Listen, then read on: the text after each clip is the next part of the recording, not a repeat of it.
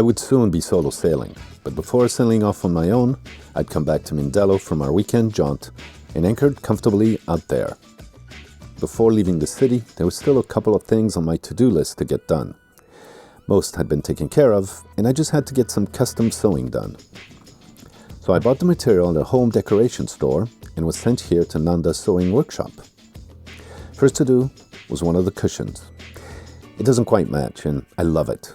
Well done, Nanda.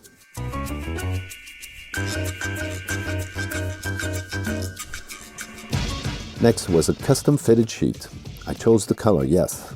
It matches my comforter cover, and best of all, it fits.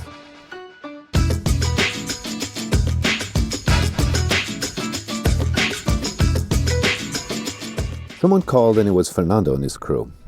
I met the Argentinians through an Irish friend I had met here last year. Sorry, it's complicated, but not really. They had invited me on their yacht loaded with Spanish goods, like Rioja wines, Manchego cheese, cured Iberia ham, all savory Spanish. Today they were off to cross the Atlantic, and I was left with a red wine hangover. And remember Linda? Well, she found a boat crossing over to Brazil. We gave each other big hugs, and she jumped ship. She'll have a blast. And earlier that day, I helped Coif and Rivaldo pull Peter's anchor from the bay. His swivel had broken, then drifted into a catamaran until he could moor back at the marina. On my last night there, I got tucked into something not so clever. Well, I just got to tell you this story. I was out drinking with a Irish guy. It was his birthday, and he has his bar. And I went to this bar, and then there was a couple of South African guys who came here on a salvage ship. And for some reason, they had no ride back to their salvage ship. So they asked if anybody could take him there, and I offered to take him there with my dinghy. And it was way out beyond the breakwater. We were out there, and there's waves and everything. And everything was cool. They were drunk as shit and climbed up on their boats from the ladder. And then I take off, thinking I'm going to get back just fine. And all of a sudden, my motor dies. Oh no, not here. So I start paddling with one oar. Just one oar, like an Indian, paddling. And I'm trying to get back to the breakwater because there's waves and everything in the wind, and I'm like afraid to get carried out.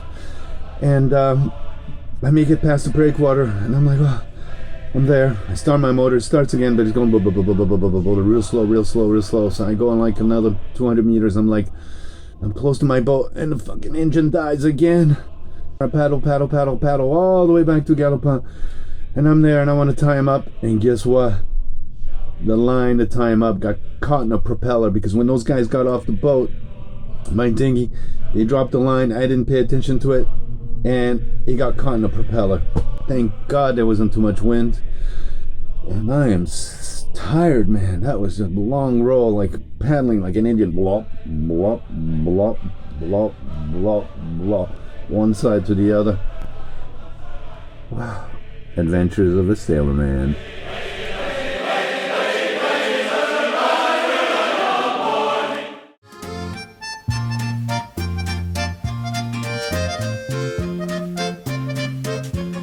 Where we're finally going today. Paige and his little brother came to help me moor at the filling station pontoon. But first, we took a quick tour of the bay and the beach. And I told them about my story out here last night.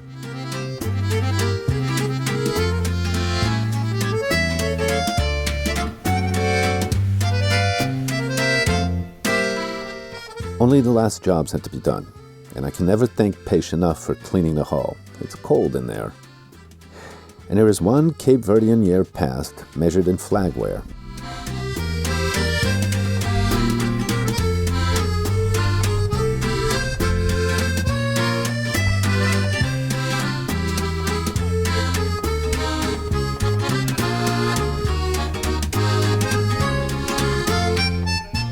Tonight is the night.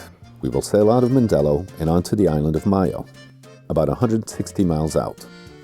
We decided to leave around midnight so we would get there at dawn, 30 hours or so later.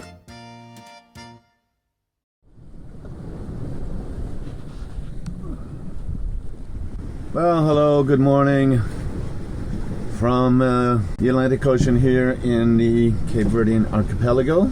We've been out since about 12 o'clock at night. and we're heading to the island of Mayo. It's about 36-hour journey, 160 miles, and gone through about a quarter of it. It was pretty exciting last night. I had to go into the Sao Vicente Canal and then go around the Sao Pedro Lighthouse and then leeward of Sao Vicente Island. And then all of a sudden, beyond that, it got a little rock and roll. And Galopin was flying. He was cruising. He was doing like about 6-7 knots average, 20-22 knots of wind. Now it's calmed down a little bit here. We've got to sail all day and then all night, and so we get to this island at early tomorrow morning. I'm on my own. I'm solo sailing, which I love. It's cool. I like having people with me, but sometimes I just don't.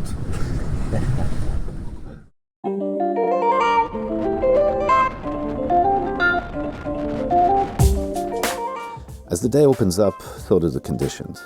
We're south of the islands, and there is a Venturi effect for most of the day. Those days when the world don't give you no grace, you'd rather fly away and keep on going higher, but they keep dragging you down. Now if you wish to spread those wings and fly, you gotta turn it around. Don't look over your shoulder. Don't ever look back. No use for second opinions. Don't wanna stay in the past. Just keep on going, go for the top. You keep on rolling, and don't ever stop. With 3 reefs and a beam reach, the sailing is majestic. But the waves are short and mixing with the swell, so it's challenging. But it's Cape Verde sailing, and boy, have I missed you. When you're feeling down and low, there's really only one way to go. You need to crawl back on your feet and keep on fighting. And don't ever stop. Don't look over your shoulder. Don't ever look back. No use for second opinions. Don't wanna stay in the past. Just keep on going, go for the top. You keep on rolling, and don't ever stop.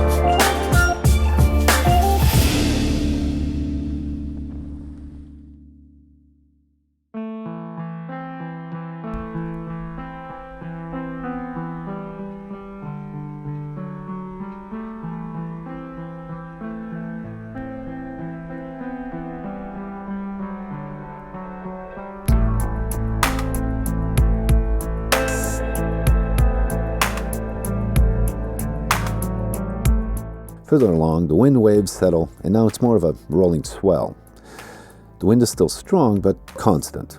And when the sails are trimmed, Galopin just hits his stride.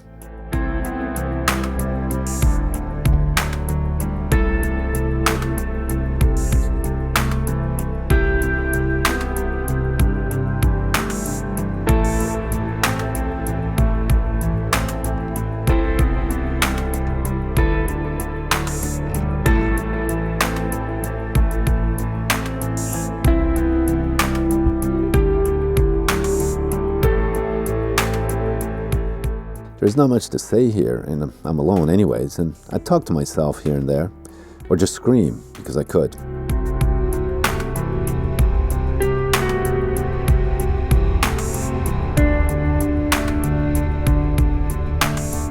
I had not eaten much today, so I made breakfast.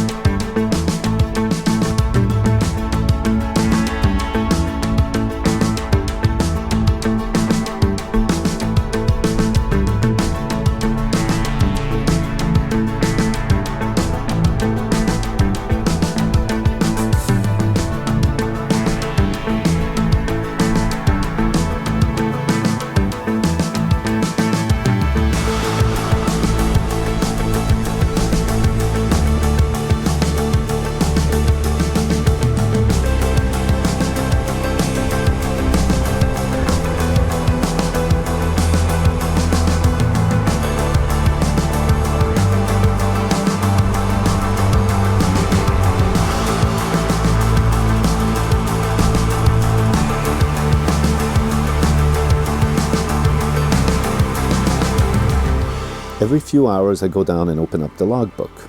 The entries I made were when I changed course, adjusted sails, or started the engine. I tried to do that on longer passages.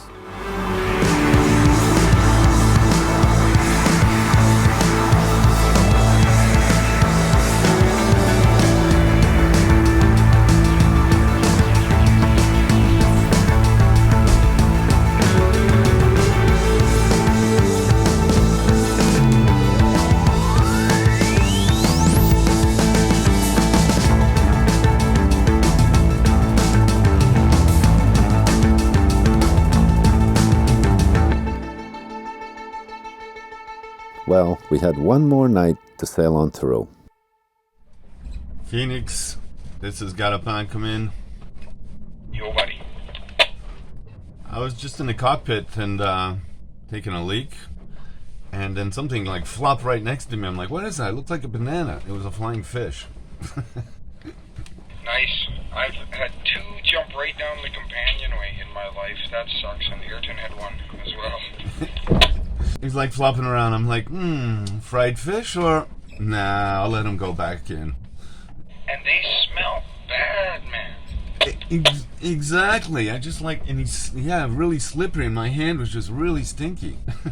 Oh, yeah, and I learned something. While we're talking on the radios, you disappear off my AIS because, of course, the AIS is busy not using this antenna. There you go. All right. Well, I've been seeing you now lately, on the AIS. Yep, I just watched you disappear while we're talking. I'm slowing way down. 1 knot. Okay, I'm gonna have to do something about this. You have wind, though? I mean, why? Well, no, the wind has changed. That's why. It's coming into... Yeah, I've got to adjust my sails. That's why. It's coming in close. Mine is just starting to move forward right now, so we'll see what happens.